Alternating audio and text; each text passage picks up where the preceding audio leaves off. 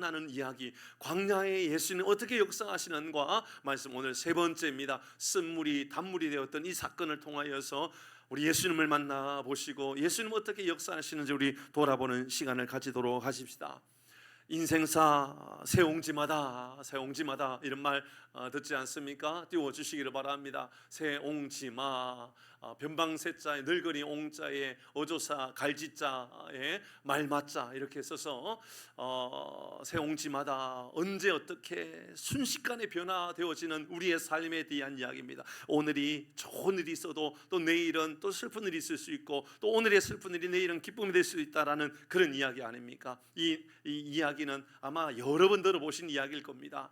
중국의 어느 한 변방 지역에 한 노인이 있었는데 그는 말을 한 마리 키우고 있었습니다. 근데 그 말이 어느 날 도망가 버린 겁니다. 사람들이 위로합니다. 어떡하냐고, 말이 도망갔는데 어떡하냐고. 근데 몇 달 지나고 나니까 이 말이 한 마리 끌고 온 거예요. 암말만 끌고 온 게 아니라 어떤 책에는요, 다른 망아지들, 작은 새끼들도 몇 마리 끌고 왔다, 뭐 그런 내용도 있습니다. 사람들이 얼마나 부럽겠습니까? 야, 조금 전만 해도 참 얼마나 슬프냐고, 말이 도망갔는데 얼마나 슬프냐고 했는데 말이 여러 마리 말을 몰고 오니까 너무 기뻐가지고 사람들이 야, 너무 좋겠다고, 말이 그렇게 많아졌으니까 얼마나 좋겠냐고. 그러니까 이 노인네가 하는 말이, 글쎄, 항상 좋은 일만 있는 것이 아니라 이게 화가 될 수도 있지 않겠냐고, 이런 마음이 드는 겁니다. 근데 그렇게 이야기한 겁니다. 그러니까 그렇게 말하고 얼마 안 있어서 그 아들이, 이 노인의 아들이 말을 타다가 말에서 떨어져서 다리를 다쳐버린 거예요. 다리가 또 부러진 거예요. 근데 또 얼마나 슬퍼요. 그러니까 사람들이 와가지고 또 하는 이야기가, 아이고 어떡하냐고, 아들이 말에서 떨어져서 다리를 다쳤는데 그 다리 다친 거 어떡하냐고 또 막 슬퍼합니다. 그러니까는 또 이 노인네가 하는 말이, 글쎄 꼭 슬픈 것만 있겠냐고, 또 좋은 일도 있지 않겠냐고 이렇게 말합니다. 근데 얼마 지나지 않아서 전쟁이 났는데 모든 사람이 전쟁에 다 이제 나가야 될 그때 이 아들은 다리가 부러져서 전쟁에 나가지 않아도 되고 그래서 살게 되었다. 거기에서 나왔던 말이 새옹지마 아닙니까? 오늘은 즐거운 일이 내일은 또 슬픈 일이 될 수 있고 그 다음 날은 또 즐거운 일이 될 수 있고, 저는 오늘 본문의 말씀을 묵상하는데 새옹지마가 딱 맞다 그 생각이 들었습니다. 그렇게 좋은 일들이 우리의 삶에 있다 할지라도, 그렇게 좋은 일들이 넘쳐난다 할지라도 이게요, 돌아보면 또 순간 어떤 변화가 나타나는지 모릅니다. 자, 오늘 우리가 묵상했던 이 말씀 바로 앞에, 지난주에 우리가 묵상한 것은, 오늘은 우리가 이 출애굽기 15장 묵상을 하는데요, 14장 지난주에 묵상의 내용이 어떤 겁니까? 바로 홍해가 갈라지는 사건입니다. 말도 안 되는 사건 아닙니까? 하나님께서 홍해로 그들을 몰아넣었다고 그랬어요. 아니 뭔 그런 일이 다 있습니까? 왜 홍해로 인도합니까? 그냥 빨리 갈 수 있는 길로 인도해야죠. 하나님은 빨리 가기를 원하는 것이 아니라 바로 가기를 원하셨다 그랬습니다. 오늘도 홍해가 등장하죠. 처음에 시작부터 홍해 이야기가 나옵니다. 지난주도 홍해 이야기였고 그 전주 첫째 주에도 이야기를 이렇게 이야기했잖아요. 너희들의 블레셋 길이 가까울지라도 홍해 광야 길로 인도했다. 홍해 길로 인도했다. 지난주에도 홍해 길로 인도했다. 오늘 말씀에도 보십시오. 22절에 시작해 모세가 홍해에서 이스라엘 백성을 인도했다. 그러니까 계속 홍해 이야기를 하고 있어요. 홍해가 우리의 인생에 다 놓여져 있는가 봅니다. 근데 그 홍해를 지나가게 되었어요. 하나님께서 벽을 만들으셔가지고 바람을 통하여서 그들이 다 지나갈 수 있도록 5km 정도 되는 그 길을 다 지나갔습니다. 그리고 그곳에 애굽의 군사들은 다 수장되어 버렸죠. 다 죽게 되었습니다. 하나님께서 얼마나 큰 기적을 베풀어 주셨는지 우리가 오늘 읽지 않았지만 출애굽기 15장 1절에서부터요 21절까지, 오늘 22절 읽었잖아요. 21절까지 내용은요 축제의 노래입니다. 너무너무 좋은 거예요. 우리가 이 애굽을 지나갔다라는 거예요. 애굽이 너무너무 신나게 지나가게 되었다라고요. 너무너무 감격스러워가지고요 그 노래를요 환희에 찬 노래로 노래합니다. 다 읽지는 못하겠지만 우리 바로 출애굽기 15장 1절과 2절 말씀 한번 읽어볼까요? 1절 이렇게 이야기합니다. 같이 읽어봅니다. 시작. 이때에 모세와 이스라엘 자손이 이 노래로 여호와께 노래하니 일러서되 내가 여호와를 찬송하리니 그는 높고 영화로우시며 말과 그 탄자를 바다에, 하나님이 그 애굽의 모든 군사들을 바다에 던져버렸다라고 이야기합니다. 하나님이 던져버리셨어요. 완전 완벽하게 이긴 거예요. 너무 기쁜 거죠. 너무 신이 나는 거예요. 이 감격이요, 2절에 하나님을 이렇게 고백합니다. 자, 1절 말씀에 보니까 모세와 이스라엘 자손 모두가 노래한 겁니다. 2절입니다. 시작. 여호와는 나의 힘이요 노래시며 나의 구원이시로다. 그는 나의 하나님이시니 내가 그를 찬송할 것이요. 내 아버지의 하나님이시니 내가 그를, 하나님밖에 없다라는 거예요. 하나님이 내 힘이고 하나님이 내 노래고 하나님이 내 구원이고 내 모든 것이 된다고, 내가 높여야 될 분, 내가 찬양할 분 오직 하나님밖에 없다라고.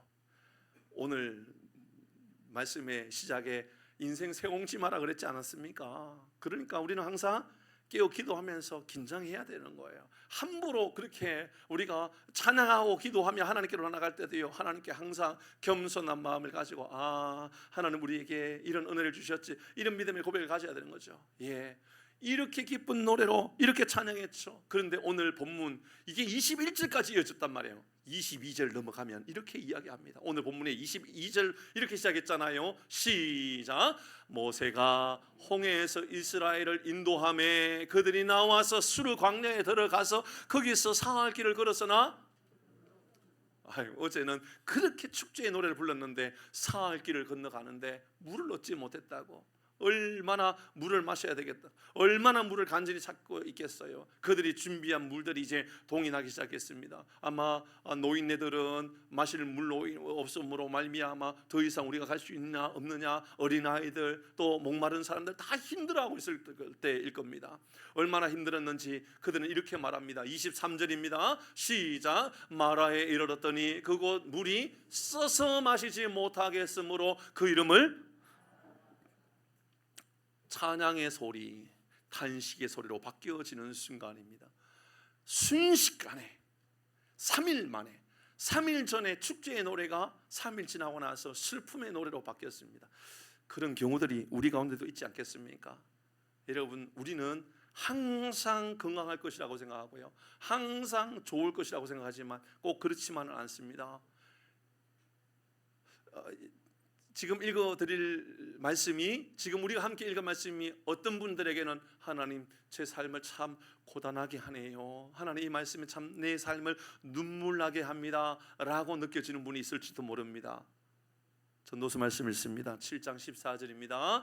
여러분 유의하여서 잘 읽습니다. 시작. 형통한 날에는 기뻐하고 곤고한 날에는 되돌아보아라. 이 두 가지를 하나님이 병행하사, 잠깐만요, 이 두 가지 좋은 일들과 곤고한 일들, 이것을 누가 병행하게 했다고요?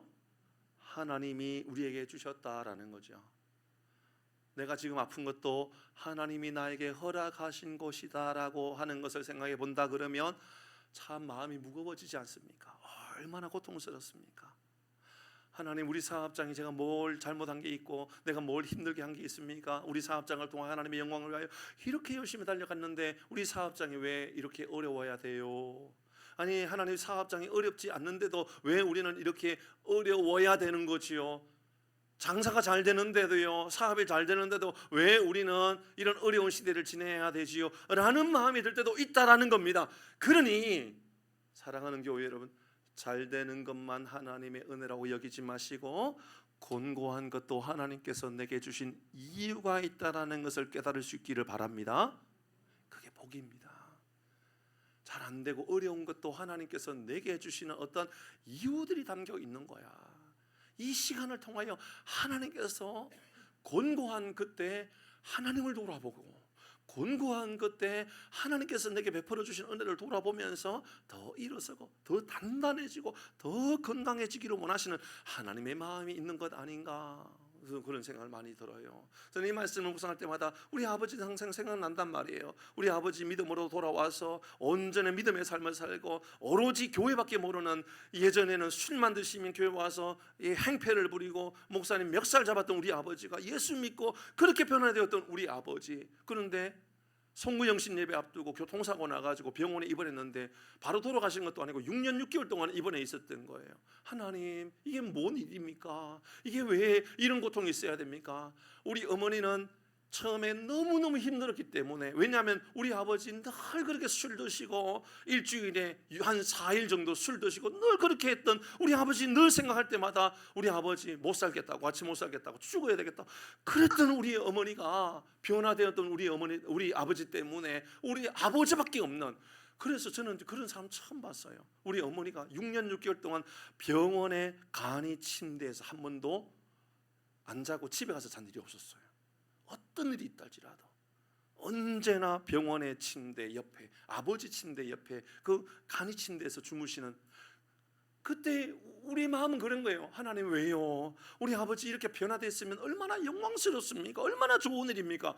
근데 하나님께서 깨닫게 하시는 거예요. 그 시간 6년 6개월 시간 동안 모든 우리 아버지의 형제들이 다 주님께로 돌아오고, 우리 형제들 삼형제가 다 믿음의 자리로 돌아오고, 다 예수 안에 거하는 사람으로 변화시켜 주신 거죠. 바로 빌립보서 1장에 나오는 내가 당하는 이 일로 인하여 도리어 복음 진전의 역사가 나타날 것이라고 하는 그 말씀을 이루시고자 했던 거였죠. 교통사고 났을 때 하나님께서 저에게 교체하는데 하나님께서 주셨던 메시지가 그거였어요. 내가 당한 일이 도리어 복음 진전의 역사가 나타나겠다. 그렇다면 이 14절에 형통한 것과 곤고한 것, 형통하니까 감사하고 곤고하니까는 슬퍼할 것이 아니라 곤고한 그때도 돌아보면서 하나님의 은혜를 돌아보면서, 아, 이 일을 통하여 하나님께서 살아계시고 하나님께서 내 삶에 역사하시는 어떤 중요한 동기가 있다, 이런 믿음의 고백이 우리 가운데도 임하기를 주의 이름으로 축복합니다. 그렇습니다. 우리의 인생은요, 형통한 일만 있는 것이 아니라 곤고한 일도 있는 거예요. 그때 우리는 누구인지, 곤고한 그때, 썸물 나는 그때 하나님께서 여러분 광야, 수르 광야로 인도하셨고 그곳에서 마라의 썸물을 만나게 하셨다면 하나님은 우연히 만나게 하신 것이 아닙니다. 그곳에서 하나님은 우리의 인생을 돌아보게 하시고 썸물을 만날 때 우리는 어떻게 이겨나갈 수 있는지를 알려주고자 하셨던 바가 바로 이 썸물의 사건인 것이지요. 여러분, 우리는 나오미라고 하는 여인을 알고 있습니다. 예, 나오미는 룻의 시어머니입니다. 룻의 시어머니. 나오미의 고향은 원래 베들레헴입니다. 베들레헴에 살고 있었는데, 그의 남편과 함께 살고 있었는데 너무 흉년이 심하여서, 기근이 심하여서 베들레헴에 이 유다 땅에 살 수 없었던 거예요. 그래서 옮겼던 것이 모압 땅 아닙니까? 이방 땅이에요. 강을 건너간 거예요. 강을 건너가는 거 힘든 일이거든요. 이 강을 건너가 가지고 그곳에서 생활하는데 그것도 너무 어려운 거예요. 사는 게 어려운 거예요. 얼마나 어려워졌는데 세상에 남편이 그곳에서 죽어버려요. 남편 죽고 얼마 안 있어서 큰아들이 죽네. 얼마 안 있어서 둘째 아들도 죽는 거예요. 세상에 다 죽어버렸어요. 이제 여인 3명만 남았는 거예요. 여인 3명만 남았으니 이 나오미가 하는 말이, 며느리를 불러갖고 하는 말이, 야야 너희들 이제 집에 가라. 너희들 집에 가라. 너희들 집에 가서 살아라. 나도 이제 남편도 없고 내 자녀도 없다. 나와 같이 사는 게 의미가 없다. 그러니까는 모압에 너희들 집에 가가지고 살아라. 그러니까는 첫째 며느리가 어머니 절대로 안 돼요, 안 돼요. 저는 어머니와 영원히 함께 살 거예요 라고 말하고는 집에 가버려요. 집에 가버려요. 어머니 함께 살겠다고 말을 해놓고는 집에 가요. 근데 둘째 룻은 어머니의 하나님이 나의 하나님이 됩니다.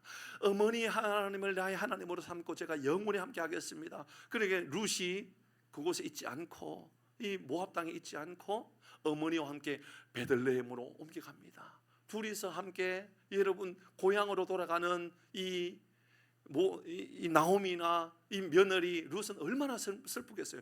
물론 나중에 이 룻을 통하여 예수의 가문이 만들어진 거 아시죠? 나중에 그 얘기는 뭐 우리가 이미 읽었던 것이고. 자, 나오미가 고향에 베들레헴에 도착했는데 사람들이 아이고 왔냐고, 고생 많았지 않냐고, 그래 가가지고 잘 살았냐고, 보다시피 남편도 죽고 아들도 죽고 둘째 며느리하고 나하고 돌아왔다고 너무너무 슬픈 거예요. 너무너무 괴로운 거예요.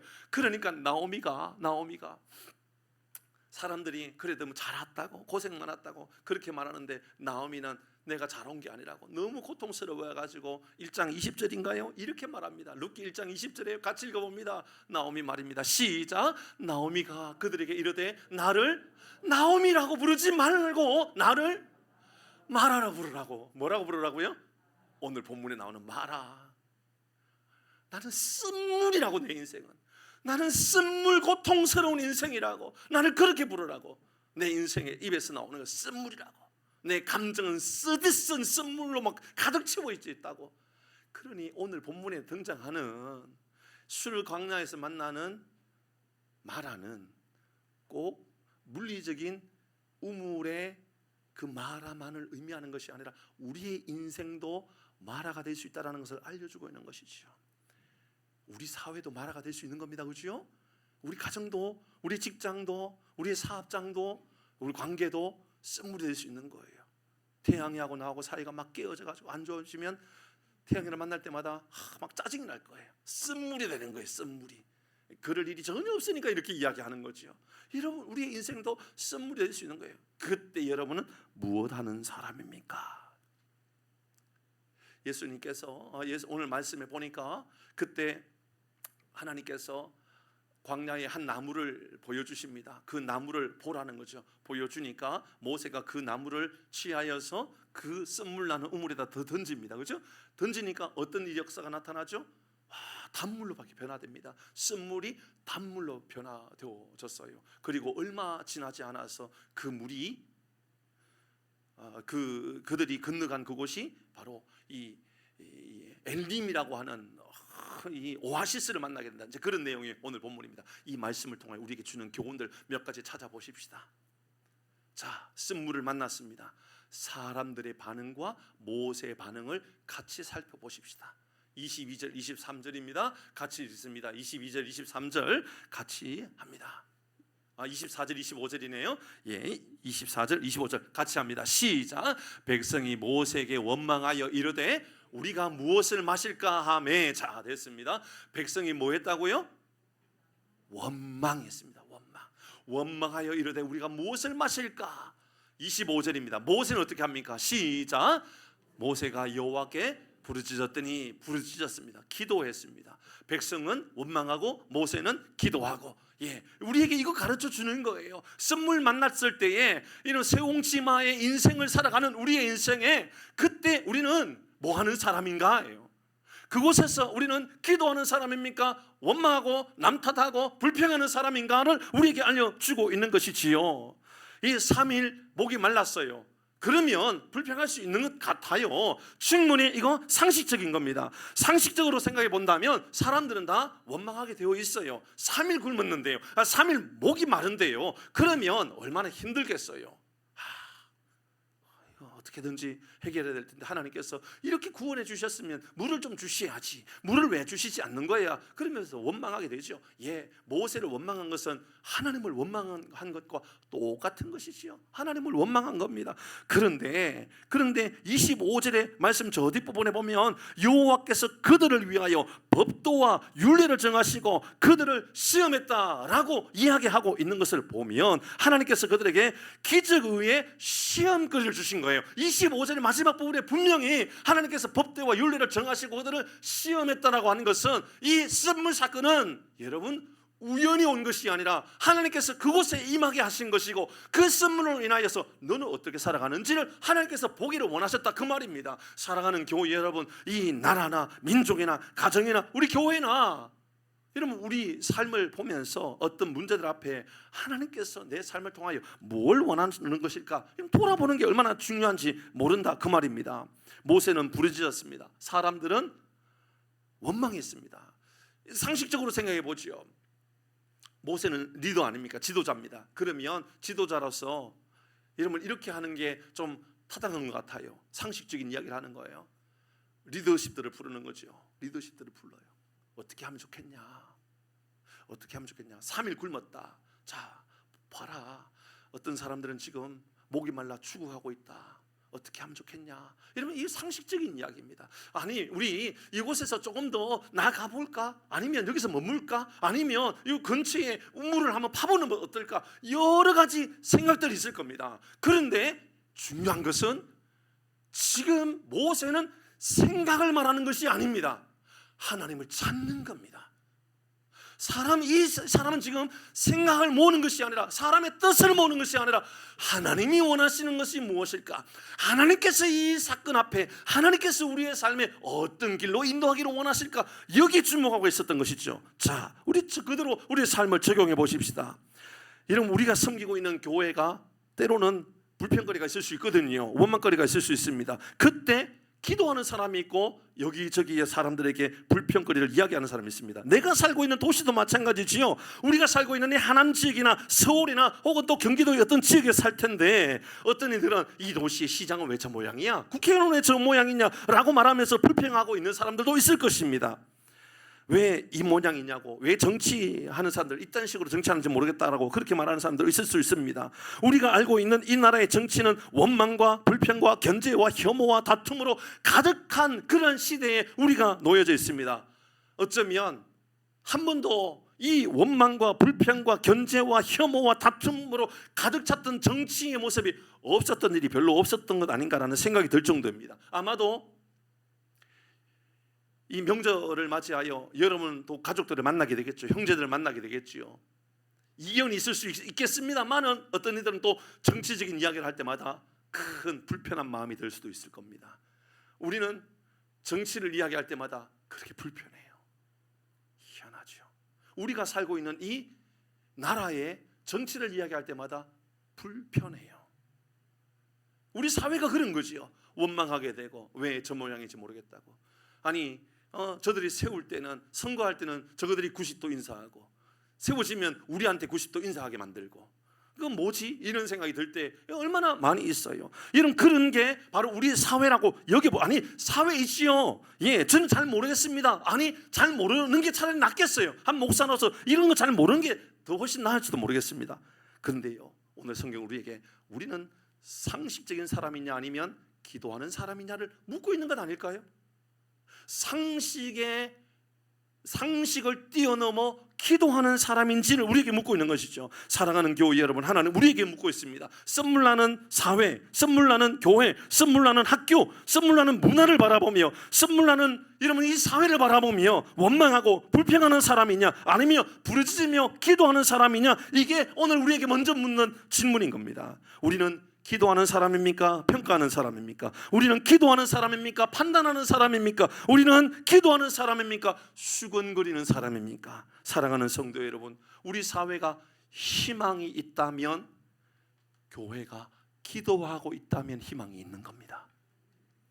여러분의 가정이 힘들고 어렵고, 예, 충분히 그래요. 만하는 누구나 언제나 우리에게 올 수 있는 거예요. 이거 병행하게 하셨다면 하나님께서 우리에게 주셨다라고 볼 수 있어요. 그때 여러분 상식에 의거하여서 우리 이겨나가기 위하여 한번 마음을 모아보자, 이건 상식적인 거예요. 그러나 믿음의 사람은 우리 기도하자라고 말하는 거죠. 나라와 민족을 위하여 기도하는 여러분 되기를 바랍니다. 학교가 문제가 많아요. 여기 학생들도 있지만 여러분의 학교는 어떤지 모르겠어요. 주변에 있는 어떤 법조인과 깊은 이야기를 나누는데 그 집사님이 하는 이야기예요. 그 집사님 하는 이야기, 자기는 학교와 관련되어 있는 소송권을 많이 맡아서 하고 있는 그러한 변호사래요. 그분이 하는 이야기예요. 목사님 교회가 200명, 300명만 되어도 목사님 제발 대안학교 열어주세요 라고 이야기해요. 자, 학교를 믿을 수 없는 상황이라고 이야기를 해요. 예전에 참 마음이 아파요. 예전이라는 말이, 이제 학교 다닐 때 우리는 개양대 기도회를 했었어요. 개양대 기도회. 학교에 아침에 학교 친구들이 7시 50분에 학교에 오면 7시 30분에 학교에 와서 개양대에 모여서 개양대를 붙잡고, 하나님 이 학교를 지켜주옵소서, 하나님 우리 학교에 복을 주옵소서. 점심시간에 점심 먹고 모여서 기도회를 했었어요. 지금은 다 못하게 되어 있어요. 그런 학교는 존재하지 않을지도 몰라요. 기도하고 있다면 희망이 있는 것이고, 기도하고 있지 못하다면 여전히 쓴물이 내 인생에 남아있다는 것을 우리는 기억해야 하는 거죠. 사랑하는 성도 여러분, 답은 기도하는 곳에 있다는 것을 기억하시길 바랍니다. 여러분 지금 기도하고 있다면 여러분 가정 괜찮은 겁니다. 여러분 기도하고 있다면 여러분 학교도 괜찮은 거예요. 여러분 자녀들이 학교를 위하여서, 친구를 위하여, 나라와 민족을 위하여, 아니 여러분이 여러분 나라와 교회와 여러분 가정을 위하여 기도하고 있는 사람이라면 아직까지 괜찮은 거예요. 괜찮은 거예요. 무너지지 않았다. 그 말을 우리에게 하고 있다. 그 말입니다. 두 번째입니다. 기도하고 있는 그들. 모세는 기도하였습니다. 왜 기도하였을까요? 인생의 답이 하나님에게 있기 때문에 그렇습니다. 인생의 답은 하나님에게 있습니다. 오늘 본문의 25절 말씀을 같이 읽어봅니다. 25절입니다. 시작. 모세가 여호와께 부르짖었더니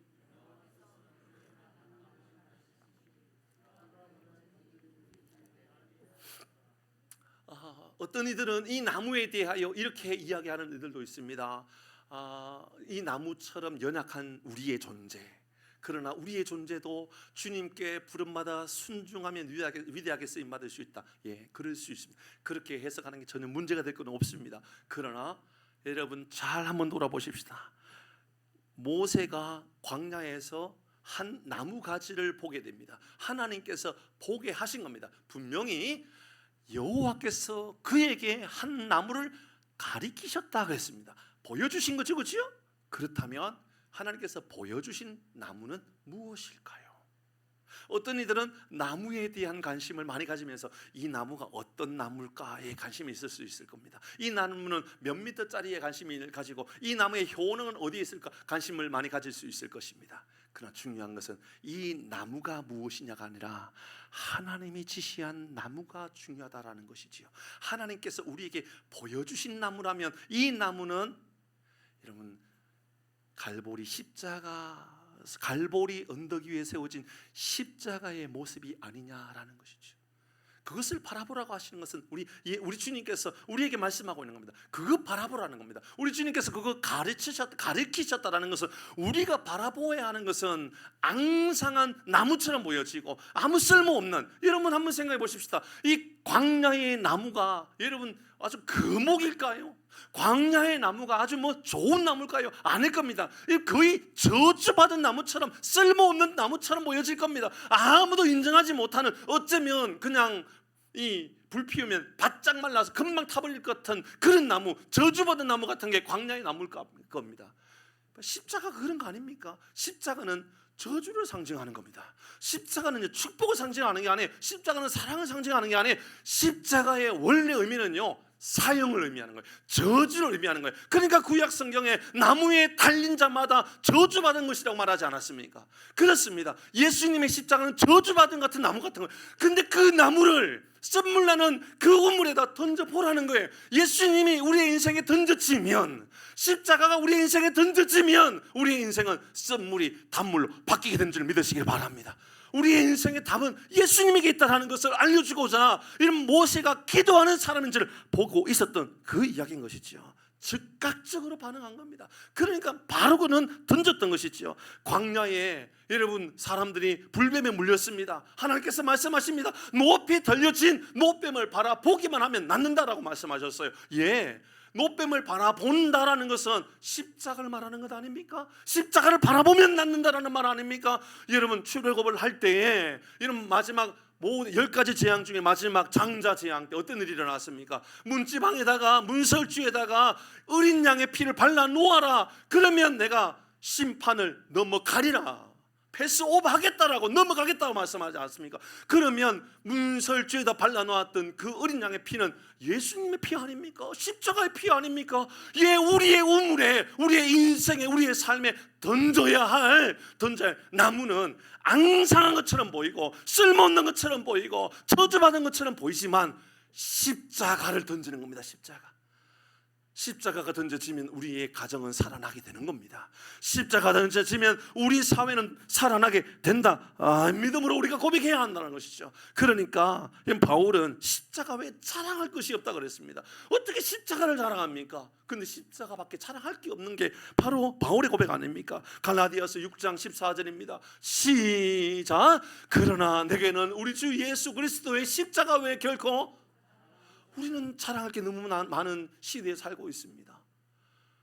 저는 자전거 타는데요, 자전거 타러 가면 자전거 자랑을 얼마나 자랑 많이 하는지 몰라요. 힘들어요. 될 때는요. 제 자전거도 비싸다고 생각하는데 사람들은 제 자전거를 아주 시장 자전거 정도밖에 안 봐요. 자랑할 게 얼마나 많은지 몰라요. 뭐 차는 그렇지 않나요? 집은 어떤가요? 그러면 그 큰 집에 살아도 큰 집에 산다고 말하지 않고 뭐라고 말하죠? 누추한 집이라고. 누추한 집. 아무리 큰 궁궐 같은 집에도 아이고 누추한 집에 왔다고 그러잖아요. 그죠? 뭐 밥을 차려놓는데 상다리가 부러진 것처럼 그렇게 차려놓고도 하는 말이 차린 게 없다고 그러잖아요. 차린 게 없다라는 거예요. 네가 이런 거 먹어봤냐 이 말이에요. 모르겠어요. 우리는 자랑에 익숙해요. 자랑하고 싶고요. 아마도 이러면 부모님은 자녀도 자랑하고 싶고 손주도 자랑하고 싶고 다 자랑하고 싶어요. 바울은 십자가 외에 내 인생 자랑할 게 없다. 내 가문도 자랑할 게 없고 내 학벌도 자랑할 게 없고 내 사역도 자랑할 게 없고 내가 다른 모든 사도들보다도 더 많이 수고하였지만 내 모든 수고는 하나님의 은혜일 뿐이라고. 왜 그렇게 말할 수 있었을까요? 바울의 입술 고백에 우리 주 예수 그리스도의 십자가 외에 내가 자랑할 게 없기 때문에. 사랑하는 성도 여러분, 십자가를 경험한 사람은요 십자가만 소망이라는 걸 알게 되어 있다 그 말입니다. 얼마 전에 9월 8일 날 부산 해운대에서 10만 명 모여서 집회하는 일이 있었습니다. 기도하고 회개하자라는 거죠. 기도하고 회개하자. 전체를 다 제가 갈 수도 없었고 뭐 그냥 영상으로만 보았습니다만은 한 4시간 집회하면서 말씀을 전하는데 분당 이찬수 목사님 말씀을 전하는데 제 마음에 안에 엄청난 도전을 주었던 그 말씀 다시 생각나더라고요. 뭐냐 하면 김중곤 목사님의 백문일답 그 이야기예요. 이찬수 목사님 말씀을 전하다가 이야기를 해요. 여러분 김중곤 목사님의 이 나라의 대학생들을 향하여서 이 민족을 향하여 100가지 질문 가운데 대답은 오직 하나라고 하나 띄워주세요. 이 대답을 하고 살아야 된다고. 예수 그리스도. 100가지 질문의 대답은 하나, 예수 그리스도. 제가 이거 할 건데요 지금 할 거예요. 다 뭐 100가지 질문 다 못하고요 한 30가지 정도 하려고 그래요. 여러분 대답은 이렇게 하시면 돼요. 예수 그리스도. 답이 뭐냐예요.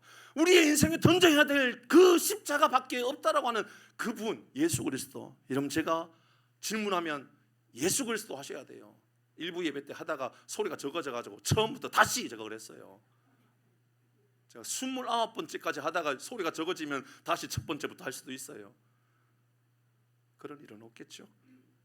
제가 하겠습니다. 여러분 대답하십시오.